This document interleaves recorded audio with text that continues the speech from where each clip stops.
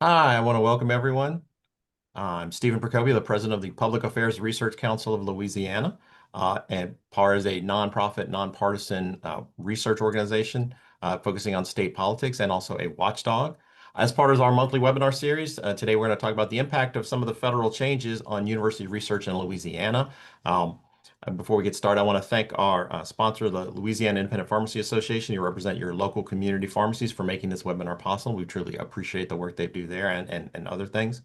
Um, Louisiana is considered one of the states most vulnerable and can be hit one of the hardest by pauses in federal funding, particularly from the National Science Foundation. The foundation awarded $54 million to Louisiana in fiscal year 2023, and nearly all of that went to Louisiana colleges.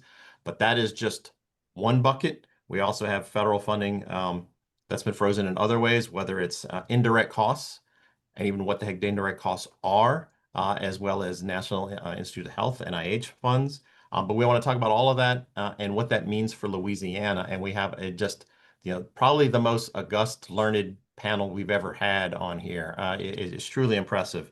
So with that, we have Tulane University Vice President for Research, Giovanni Piedimonte, Southern University Chancellor John Pierre, LSU Vice President for Research and Economic Development, Robert Twilley, and University of Louisiana System Director of Research, Rich Vath.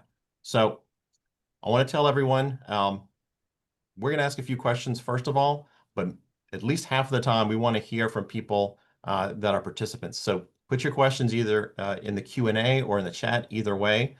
Melinda will then take those and sort of summarize them and combine if they're different ones and ask. And that's where most of the conversation will be.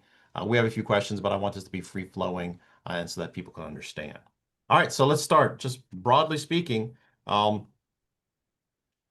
what are the big impacts that you're seeing at your campus and what the impacts are? We'll dive into more detail later, but at a high level, let's talk about what you're seeing out there. Uh, Dr. Twilley, would you mind starting?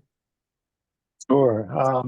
So we've had about 28 grants that have been terminated, and I'm speaking for not just the flagship campus, the A&M campus, but that's including the two health science centers, one in New Orleans, one in Shreveport, and of course the Pennington Research Center and our Ag Center. So collectively, most of that impact is at the flagship, where we've had 16 grants that have terminated. All of this represents about 16 million that we've actually lost in revenue.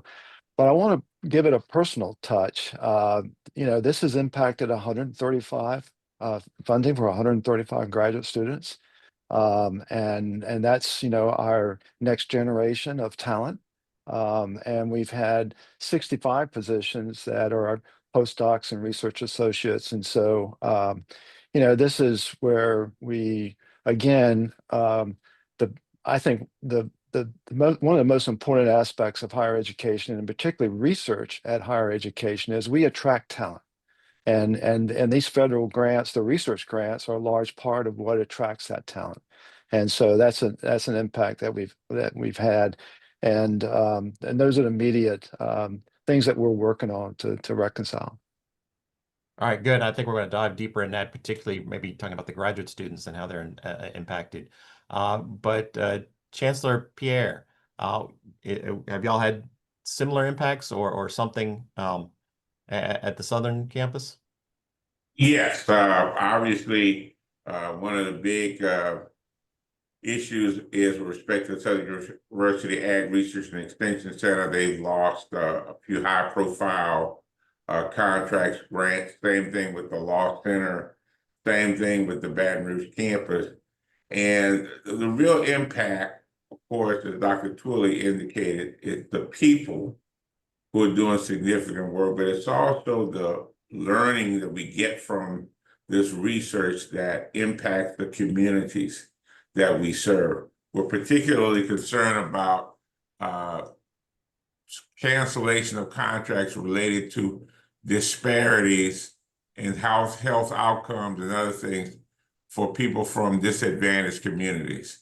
I think that it's a big mistake to not understand that, especially the fact that a lot of the communities we serve are rural communities where you have lots of disadvantaged people, and it has nothing to do with race. It's with respect to resources in those disadvantaged communities that we really have to think about. So as we think about that, the issues that I want to focus in on, for example, is the potential cut of dollars, for example, in Medicaid, and what that's going to do for rural hospitals and for the Louisiana state budget and so forth and so on, when we know that healthcare and higher education are the two areas that always receive the cuts when there are issues with the Louisiana budget.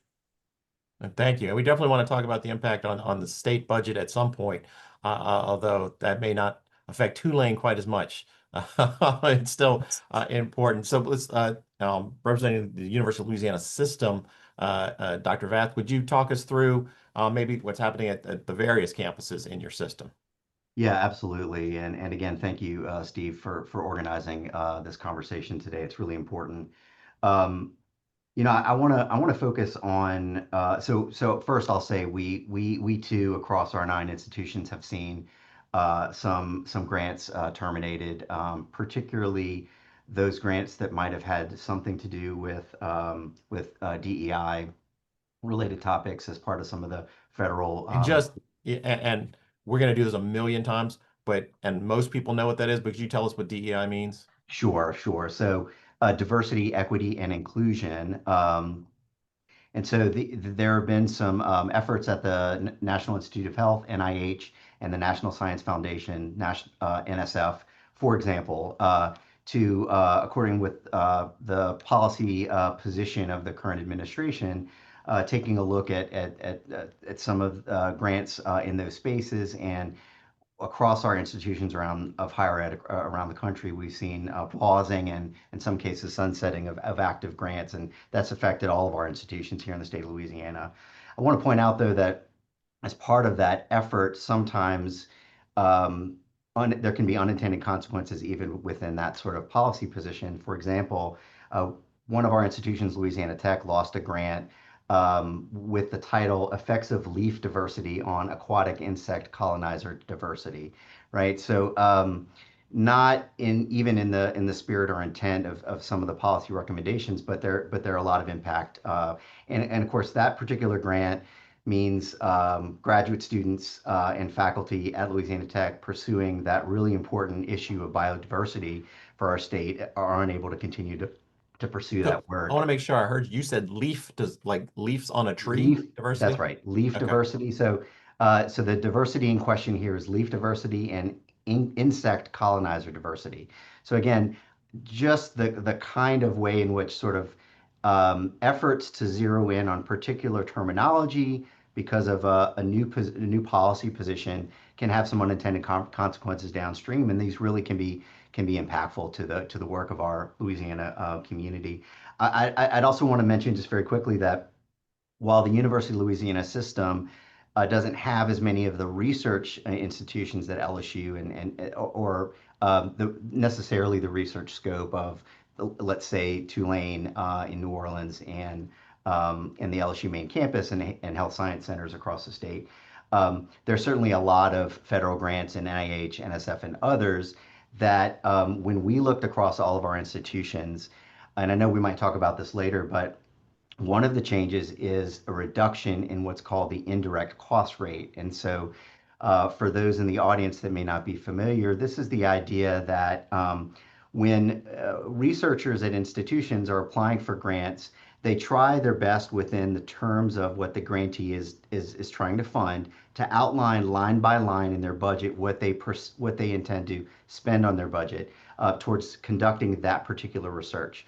But a lot of research at institutions is about benefiting from the entire infrastructure of that university, that lab, that entire constellation of scholars. And so there are these amounts of money associated as part of the grant that goes towards helping the entire infrastructure, making sure that you have the literally the lights and electricity and technology and staff and all those other resources to carry on the work so that you can continue to do the good work. And a lot of that, of course, is jobs and investment in the state economy of Louisiana. So The federal government recently proposed capping that, which has not been done previously. And when we looked at just our current grants, moving the cap from what might be currently negotiated at a, let's say, a percentage range of 30 to 40% of the total grant going to indirect costs, now being capped at 0.15 or 15% of the grant, we're seeing just in that reduction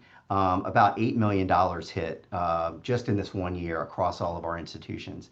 Now, in our small institutions, that's really material, right? That, again, to Dr. Twilley's point, that connects directly to graduate students that we wouldn't otherwise be able to attract into the community, to faculty that we wouldn't have otherwise attracted and been able to retain. And this is really critical because our institutions are major purchasers in our communities, and that has a big economic impact. Right. And yes, I definitely want to return to the issue of indirect costs and probably explain it again because it is complicated. It's both financial and it's working in research, but it's definitely a big issue that's impacting everything. All right, Dr. Piedimonte, why don't you talk about what's going on at Tulane and see what changes? But we also had a conversation before this talking about just nationally, what are some of the issues that you're seeing because you've involved in various national organizations. So thank you and help lead us through. First of all, let's start with what's happening in Tulane. Thanks, Stephen, because I've participated nationally about a dozen of this since in the last 4 months, but this is the first time in Louisiana. So you did something very special to bring together the research leaders of this great state. Tulane has been hit like any other major research institution. Is in the numbers. In 2022, about 51% of the federal research money coming to the state came to Tulane. So anything that changes federal funding is gonna affect us. But to put the price tag on this is absolutely impossible. Is a morphing target and is a continuously moving target. I give you some examples. We have several stop working orders, for example, and several grants. But at the same time, we are submitting, on most of them, we are submitting appeals. So in many cases, we continue to receive the funds and we wait for the actual decision. The grants that were suspended, for example, some were actually very close to the end. So it's very, very difficult to make the calculation. Another element that is very heartbreaking is that Tulane has a very large number of collaborations with other universities in the world. First of all, we were operating in a very large number of institutions around the world with projects that were sponsored by the USAID, and those were basically gone. But at the same time, we were having a lot of collaboration as subcontractors of grants that were based, for example, Columbia University, Harvard University, and so on and so forth. So you have to understand that every time they hit on those universities, there is a pretty good chance that basically we have some repercussions. So right now, basically, it's very difficult. It changes on a daily basis depending on which grant is defunded, which grant is refunded. And so it's very, very difficult to make an assessment. On the national level, I just came back from a meeting in Chicago. Next week, I'm going to be back once more in DC. Of course, there have been a lot of meetings among the research leaders of this country. I would say there is a lot of angst. Of course, this is an unprecedented situation. I spoke not long ago with the only scientist that is a member of the American Congress of the United States of America, and I asked him for advice, and he said, well, fasten your seatbelt, it's going to be a wild ride. And that was the only advice that he was able to volunteer. Again, there are most of the executive orders are currently stuck in court. I think that long-term strategy of the government is to bring them to the attention of the Supreme Court as soon as possible. It's a very specific strategy. It's rooted into the concept of who has the power either the federal judges or the presidency of the United States. And so this, the administration wants this to be adjudicated rather than decided. And so until all these matters go all the way to Supreme Court, I think it's going to be very difficult to find, to put the word end on this. In the meantime, there are rumors and there are allegations and there are situations that appear and disappear. I would say the biggest concern for the entire scientific community is the famous big, beautiful bill. If you look into that, pretty much you're going to see what appears to be a 40% cut in NIH funding and more than 50% cut in NSF.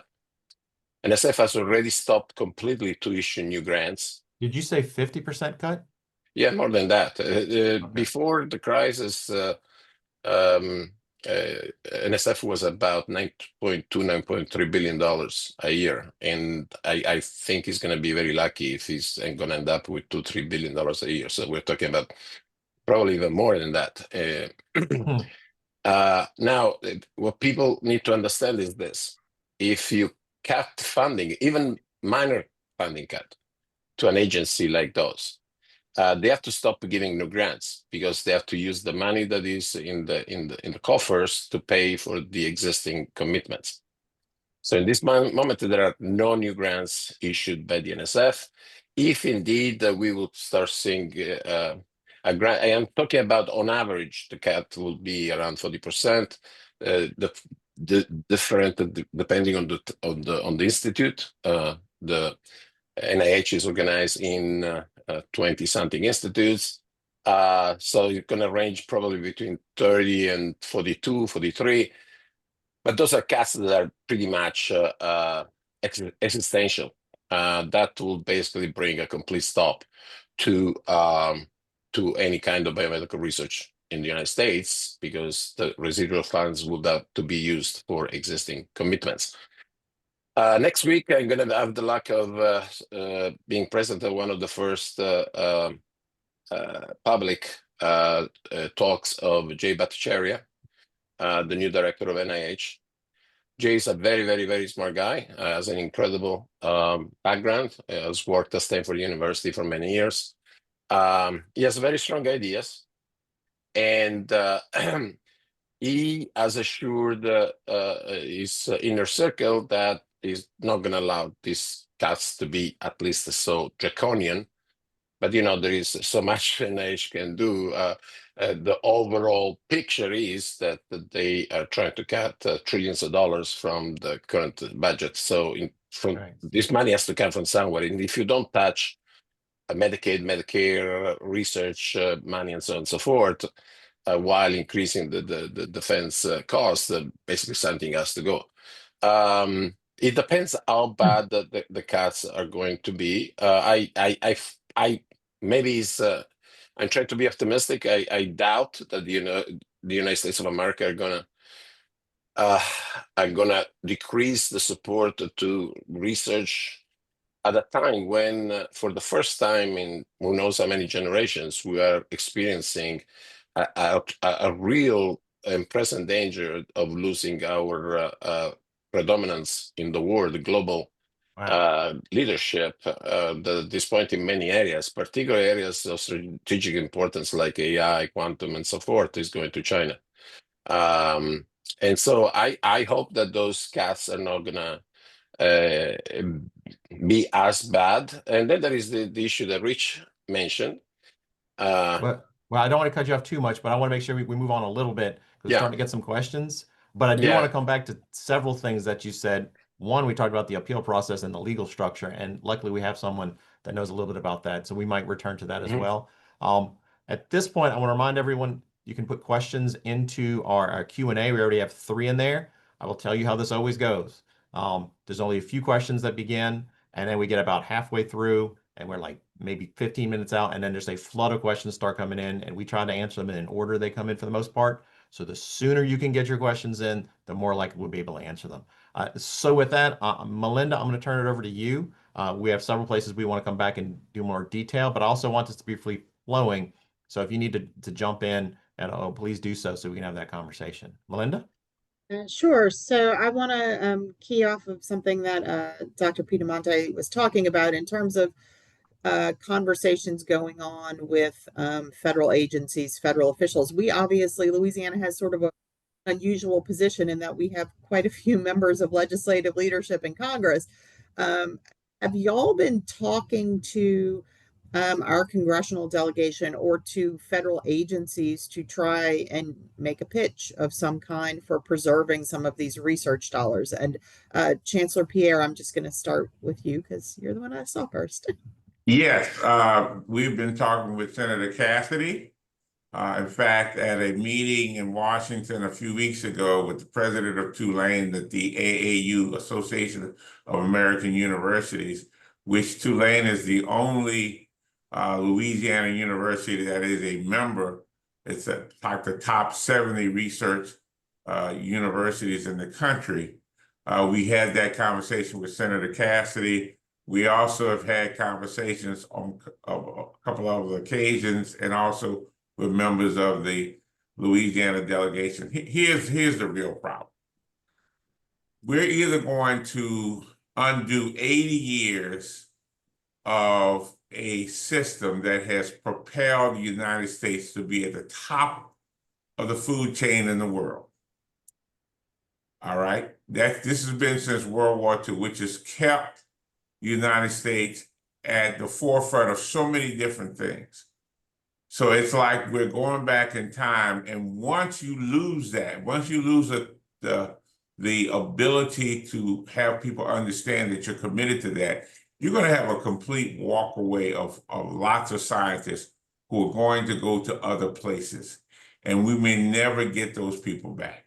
And I don't think people understand that 80 years ago in 1945, the United States benefited from an exodus of scientists from Germany and all kinds of places that we don't even think about, that propelled the United States to be a leader, post-war, World War II leader.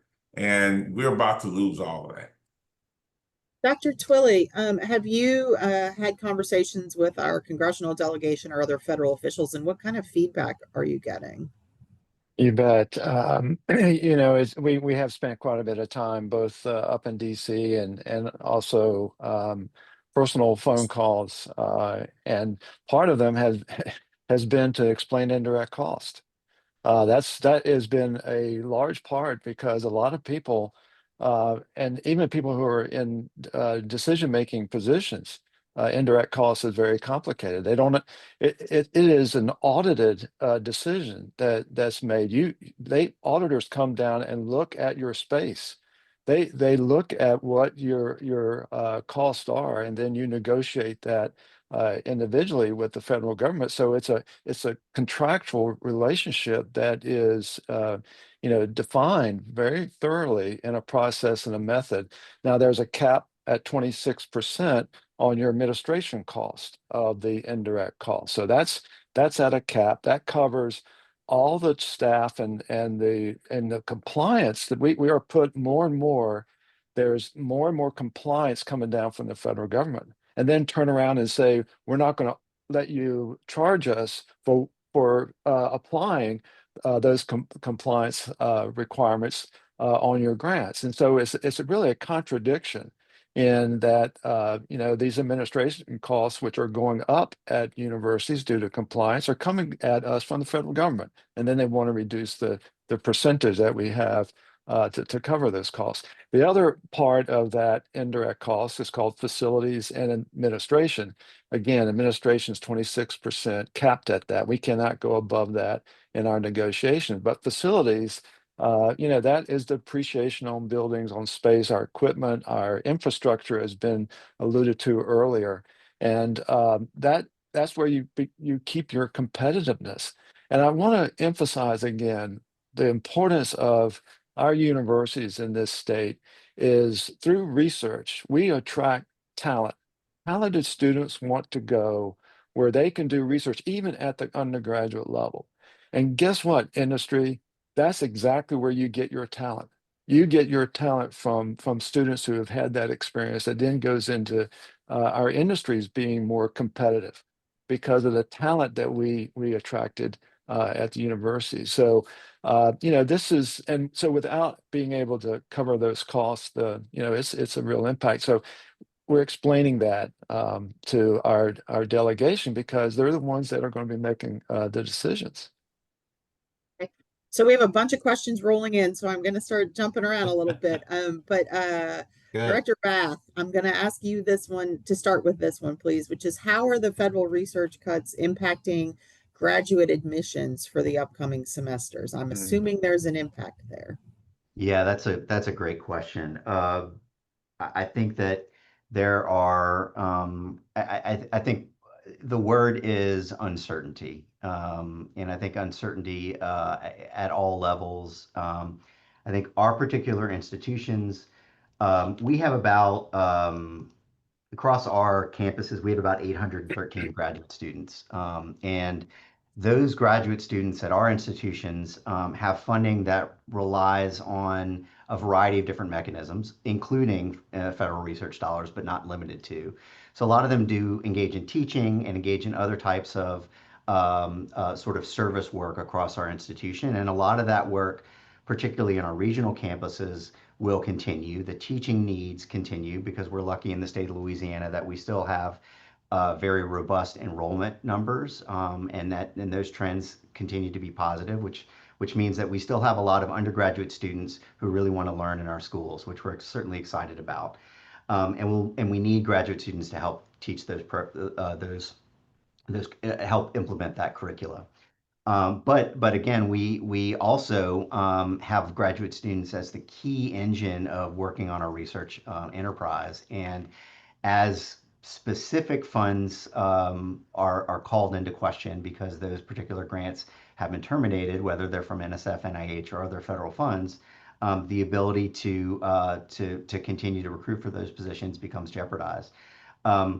We don't have a firm number, at least right now, in our campuses about what that sort of smaller outlook looks like, but there's a lot of concern. I think, to be candid, there's been a great effort across the great, strong leadership of our campuses to ensure that at least moving into this next year, that we've been able to try to maintain as firm as we possibly can on graduate student admissions.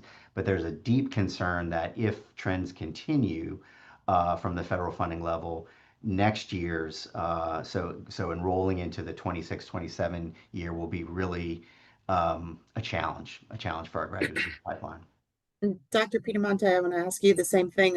Are you seeing an impact on your graduate admissions for the upcoming semesters because of these reductions? Not currently. I mean, we accept a very small percentage of the applicants. So no, but eventually it will in every university. And let me first dispel a myth, a legend that is going to be radical for many people. Universities do not make money from research. Let me repeat this. Universities do not make money extra from research. When you get a grant from NIH, NSF, that grant is given to you to support the research of the PI, or the principal investigator. Let me give you another even more devastating news. Universities lose money from research. Okay, if nothing will change, Tulane is putting a lot of millions of dollars into the support of research to create the infrastructure that is needed to the investigator to do research. So you see that where is that money coming? The money to support research comes from the indirect cost. So basically, you negotiate that, but that is not sufficient. So there is extra money that the university has to put in. If the indirect costs go down, the amount of money that the university has to put in is going to be even larger. And that is going to have to come from other items of the budget. You know, it's a zero-sum proposition here. So every university that does research is going to have to, if continuing to do research, is going to have to increase the amount of money invested into this, and that money is going to have to come from, for example, from graduate education and other elements. The number of graduate education requires additional investments. So, and then there is another element that has not been discussed so far, but may become another level of problem. Big institutions, big universities have usually significant endowments. And one of the very active discussions in Washington right now is to increase the tax. Right now it's just nominal on the endowments, and to bring it from 1.4 in some cases to more than 20%. Now, what we get from the endowment is money that we invest into the students, into scholarships, into supporting all the educational activities of the university. So you see that this is not a simple equation. Is a complex equation in which there are multiple variables that are being touched right now that are not being touched for decades, and that can generate a chain of events that can bring a lot of universities in dire financial situations. Right, you're getting impacted from all sides. Dr. Twilley, let me ask you about the graduate admissions piece, but also, can I put a little spin on it, which is, are you hearing from potential graduate students that they are nervous or they don't want to come to campuses now because of what is happening in Washington? I don't think I think we have not seen that yet. But I will tell you what we're concerned about. As the funding plays out, we have an obligation to the graduate students who are here that they finish their degrees. And so that if we have to put up more of those monies, and to play off what we as institutions put in to support research here at LSU at the flagship campus, that's about 38% of our total research costs are what we call institutional funds. That's a significant amount of funding, and so and part of that is how we cover graduate student support. And so if we lose more of the federal funding on grants to support those graduate students, and we want those graduate students we have right now to finish their degrees, then all of a sudden that affects the number of students we can accept. And so again, what we're saying and describing here are scenarios that are going to play out as this budget the budget that the executive office released, what's known as a skinny budget, if you will. If that budget plays out as has been described, and Congress does not reinstitute the funds to NSF, National Science Foundation, and National Institutes of Health and others, then October 1, when the new federal budget hits, that's when the things that we're talking about here are really going to play out. So, and most of the budget process that's occurring right now in both the House and the Senate, some of the budget appropriations are due in committees by June. I think Department of Defense is June 10th. I think the National Science or Commerce is July 10th. That's when we'll start seeing actual budgets formulate in Congress. And of course, that will go through a summer process. That's what we need to watch. That's going to tell the story of what our universities are going to be facing. We're seeing terminations and things right now, but the real effect is going to be the new federal FY26 budget that goes into place October 1st. Chancellor Pierre, last one on graduate student opportunities at this point. Are you already having to limit those kind of graduate student opportunities, or are you seeing admissions impacted yet, or is that something that you're expecting down the line?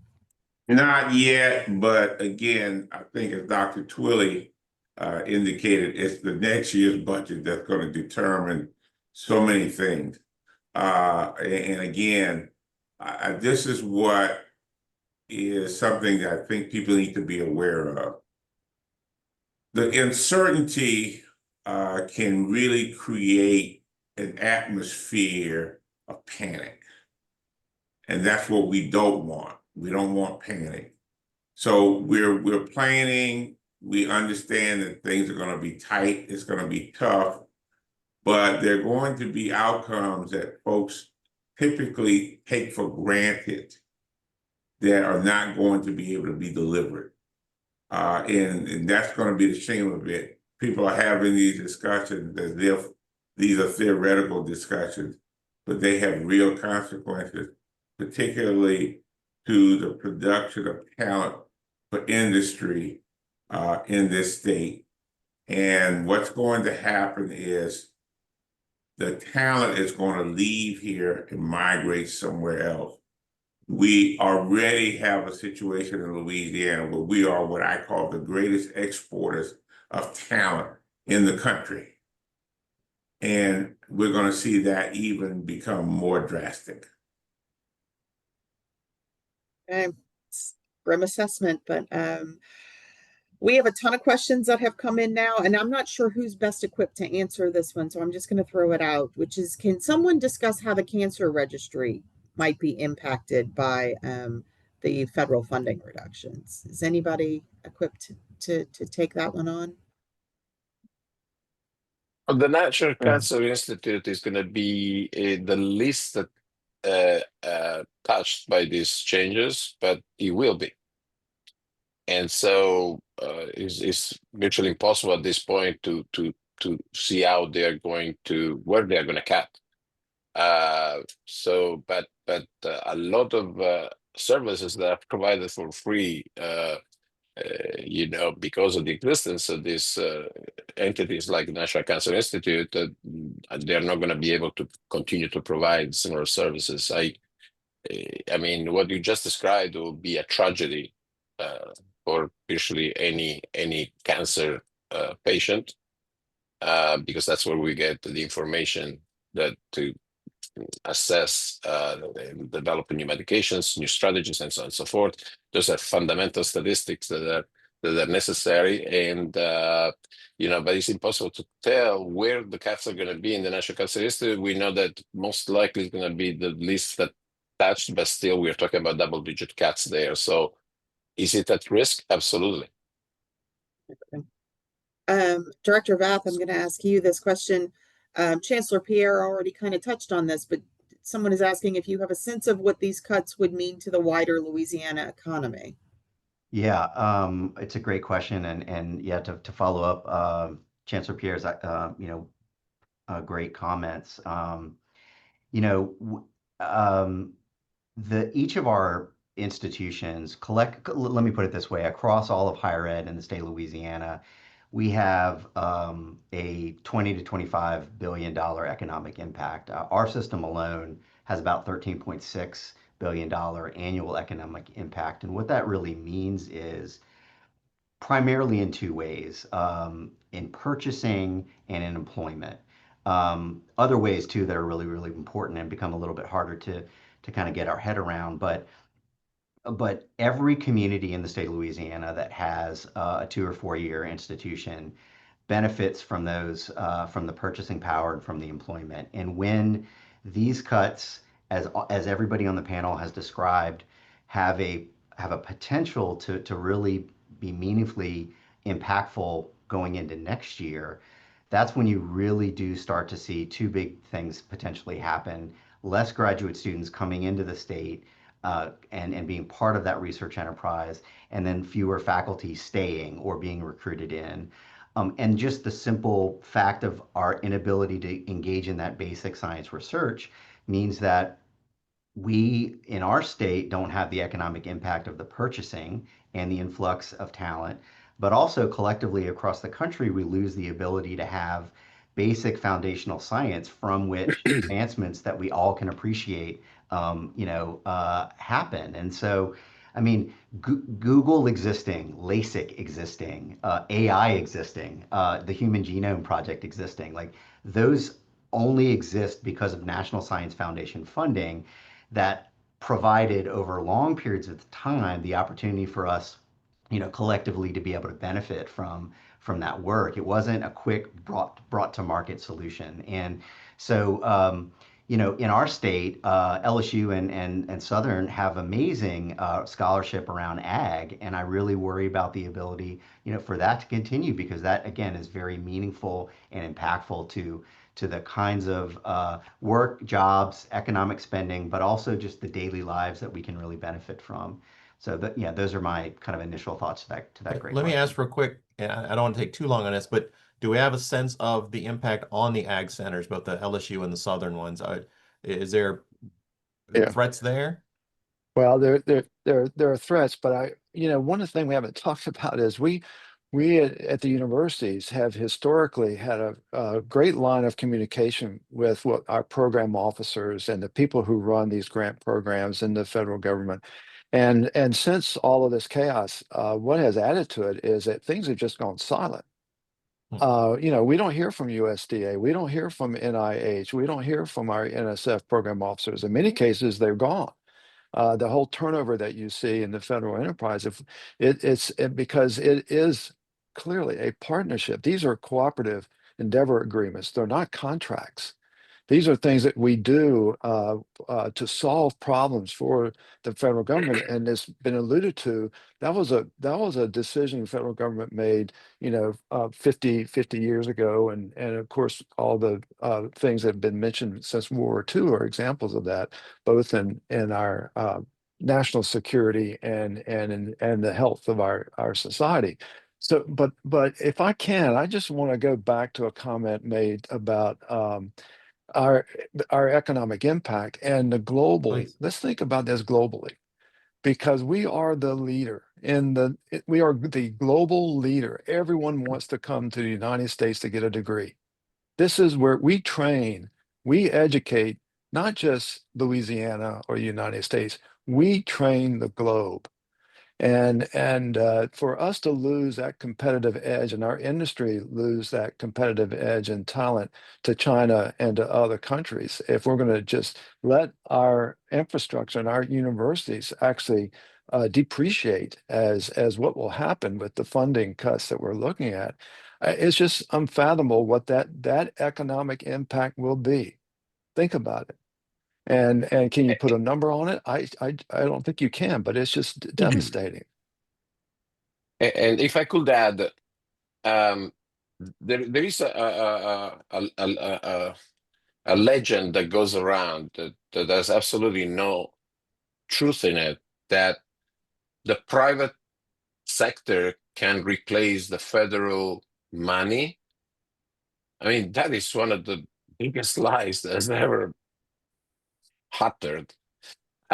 Just to give you an idea, there was a recent study indicating that 98% of all drugs that reached market in the United States in the past decade, 98% of that funding came from the federal government. The privates use the research done, sponsored by the federal government. They get those ideas and they make a killing on it. That is true. But there is no corporation, there is no foundation. And by the way, the Gates and company have said this already multiple times.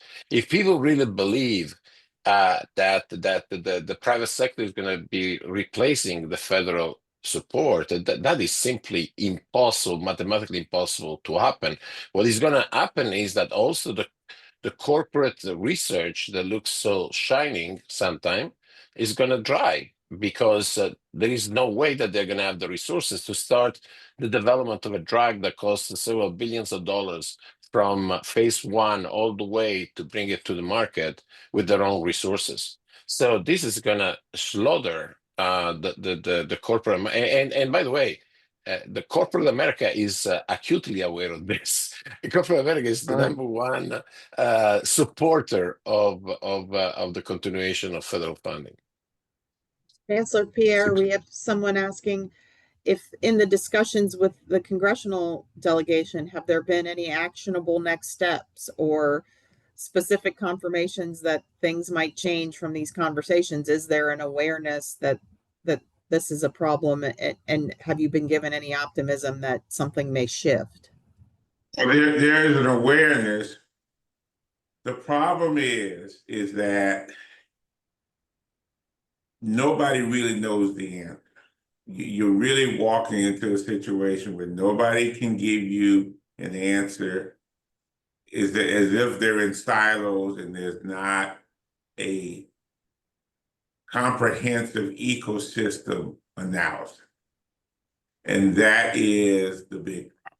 The other thing that I think is that when you start pitting universities against each other, for example, private versus public, big research versus HBCU, et cetera, et cetera, et cetera, you keep getting what I call this misaligned thought process, that one part will be hurt, but the other part will benefit. And that's just not the case. You cannot do this. What we have in America is very unique. In essence, everyone in this country, regardless of where they start in life, have an opportunity to access higher education at various levels that does not exist anywhere in the world.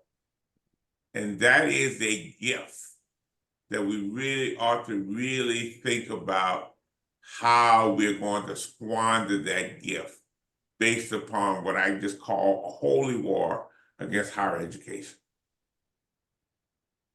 Do any of you know if there are any conversations ongoing with the scientific associations or higher education community to try and raise that indirect rate from the 15% floor? And if so, sort of what actions are being taken to try and negotiate a higher rate? I'm not sure. There are definitely discussions. I was at a meeting with the Association of American Universities. President of Tulane was there. There was a big discussion about having sort of an explanation, some kind of compromise. The problem is that how long that's going to take. And part of this issue is none of these issues are going to be resolved until the Supreme Court rules on each and every case. There's so many cases out there that are being litigated. For whatever reason, the decision has been made. We have our mindset that this is how it should go. We're going to implement this. Nobody knows what that's going to be from a day to day. And every time we turn up, there's going to be litigation. And the regular litigation is going to take a couple of years. That's just the way it is. And in the meantime, you're stuck. You're stuck in the middle. You got to figure these things out for yourselves.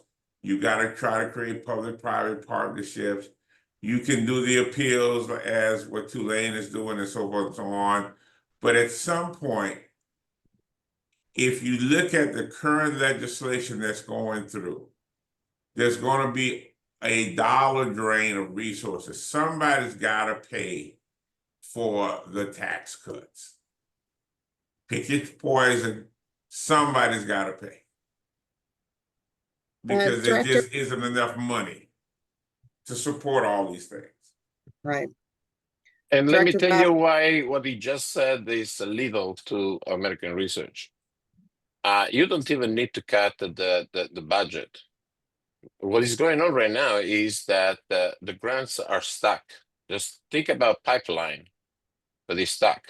For at least 2 months, there were no study sections. There were no meetings to assign grants. There has not been yet a council meeting, which is the final meeting that assigns the funds. Right now, everybody's struggling to get the grants ready for the council meeting. And in the meantime, there are tens of thousands of workers that were laid off. So this is a system that is so huge and so complex that you don't even need to cut the budget. Right now, there are a lot of grants that are not being paid, a lot of payments that are late, a lot of people that know that they got a very good decision on their grant, but still they don't know when the money is going to come in. And in the meantime, they have to pay for the existing positions. So that is the situation currently in America.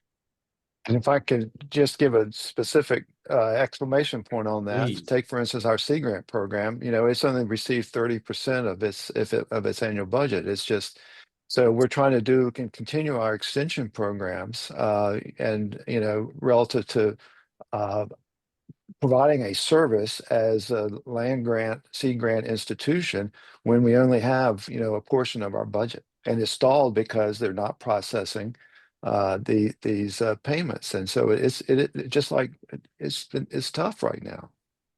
Kind of seems like y'all are getting hit from all sides in a lot of ways.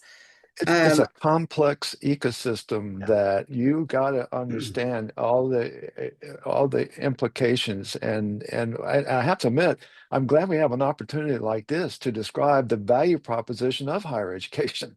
Yeah. I mean, I have to admit, this has elevated the fact that now we're having an honest discussion of what we bring and why research is important, and what this enterprise means to society and to the United States and to the world. So I really appreciate this time to do that.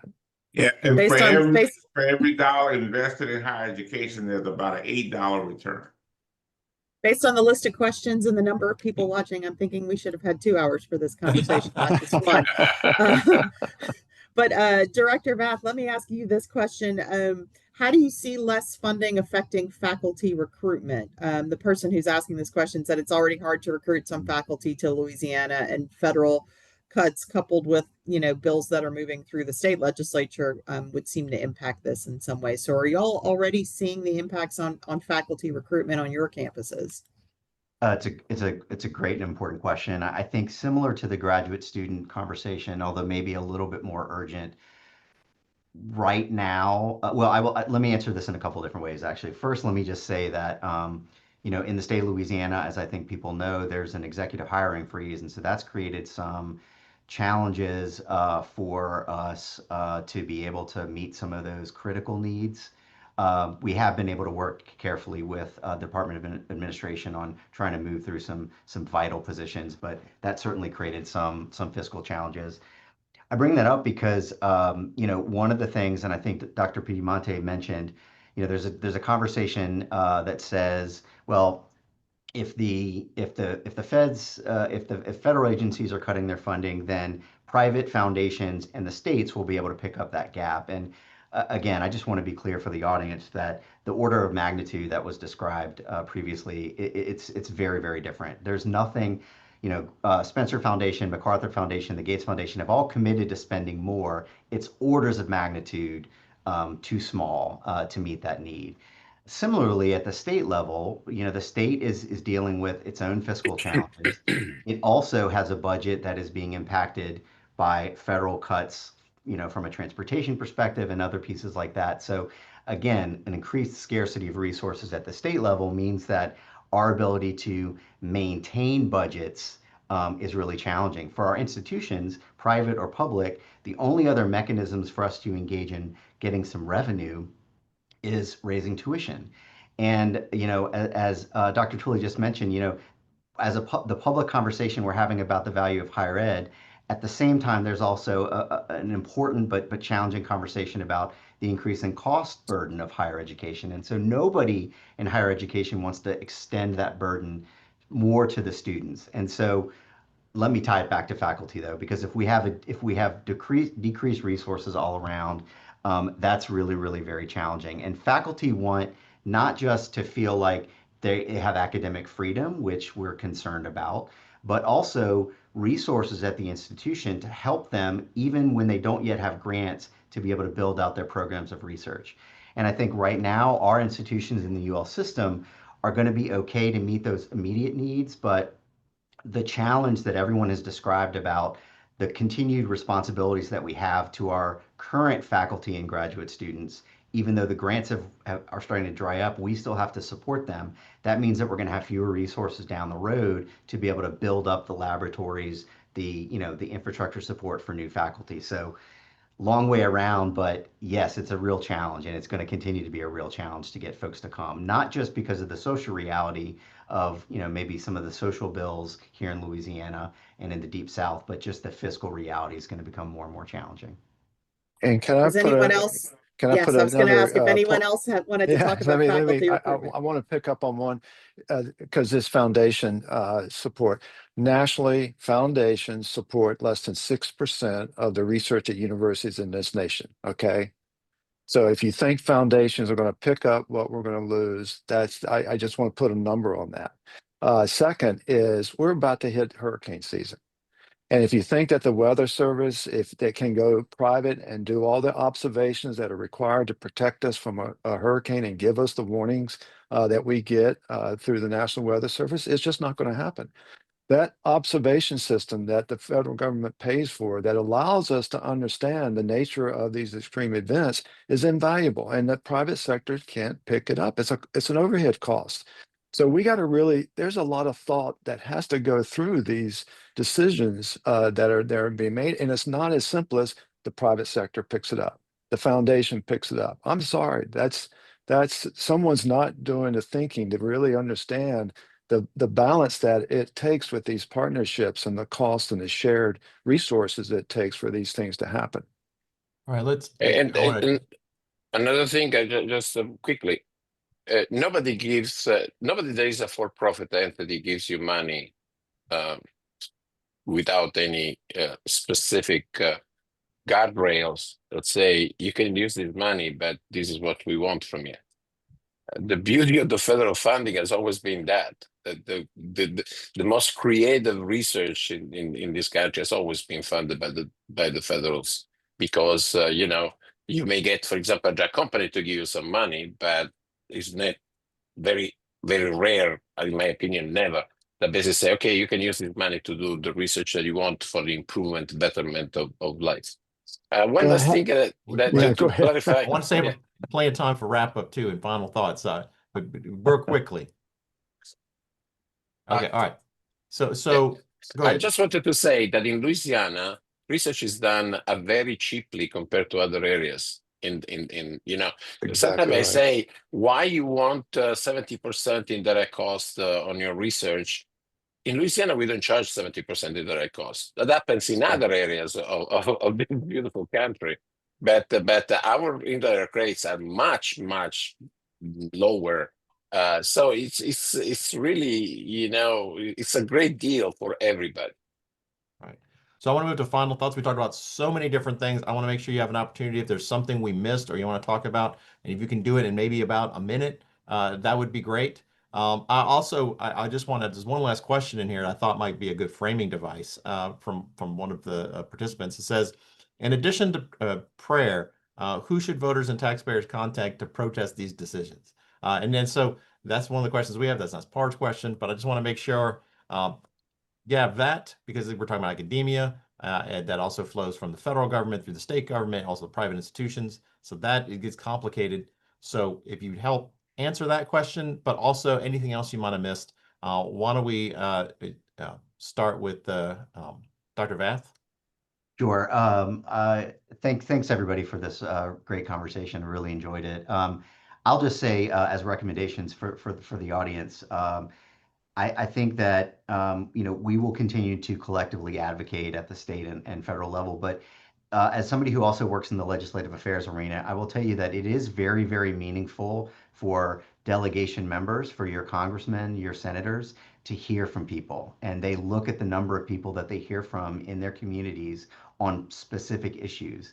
So please don't get so cynical that phone calls and emails to them that specifically mention you're concerned about federal research cuts, if indeed that's what you want to comment on. Those communications do matter, and they're great for those of us that are having conversations with them to be able to kind of use as leverage to have a deeper, more thoughtful conversation. Thank you. Chancellor Pierre. Well, I would agree with Director Vath. Reach out to your congressional delegation members and even the governor and state leaders who have the ear of the president and all those people in that orbit. Here's what's at stake: access and opportunity to higher education in that state. In a state like Louisiana, where we have so many first-generation students still accessing higher education and trying to lift the economic opportunities for those individuals, access and opportunity is at stake. Thank you so much. Dr. Twilley. Well, real quick, I want to go back to foundations. Please, final thoughts, anything else you want to. Yeah. Well, the final thought is that time is right now. I can't overemphasize the timing. Committees are meeting during June and July to set budgets. If we don't have a statement as to what the university research means to solving the problems here in the state, as well as being competitive and solving problems across the nation, we need the voices now, and they have to be on both the House and the Senate side.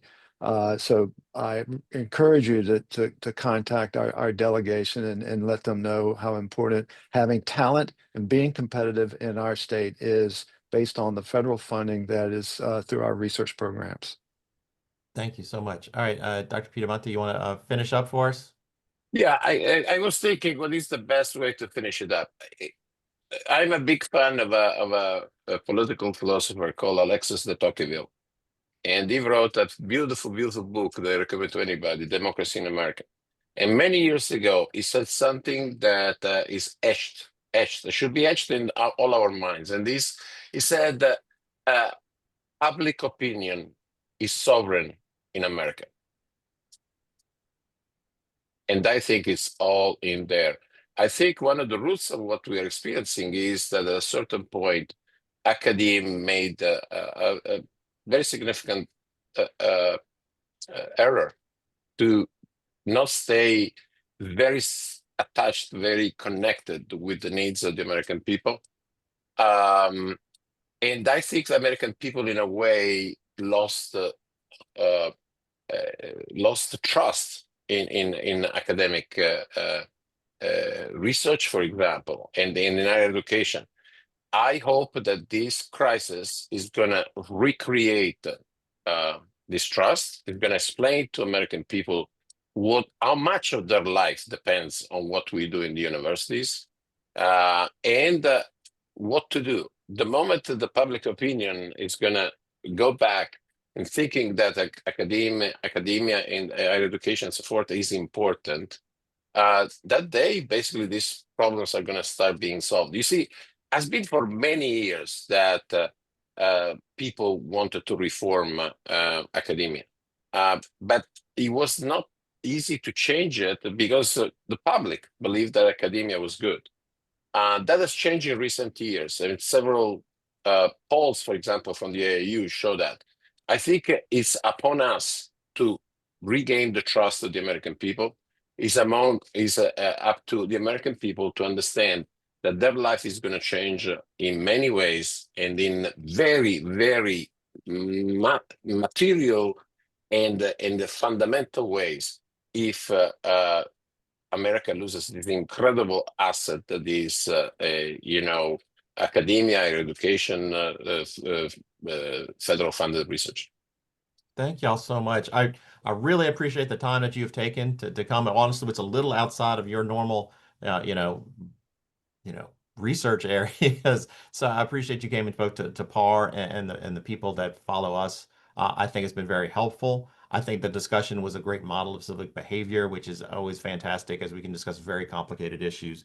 I would remind everyone that this is all going to be, this is all recorded, and we're going to put it on our YouTube channel. So you have reference later. We're going to send that out and put it on social media as well. Thank y'all so much. I really appreciate y'all taking the time to discuss this very difficult and complicated issue. Thank you. Thank you very much. Thanks Thank for the you. opportunity. Y'all have a great weekend. Thank you. Thank you.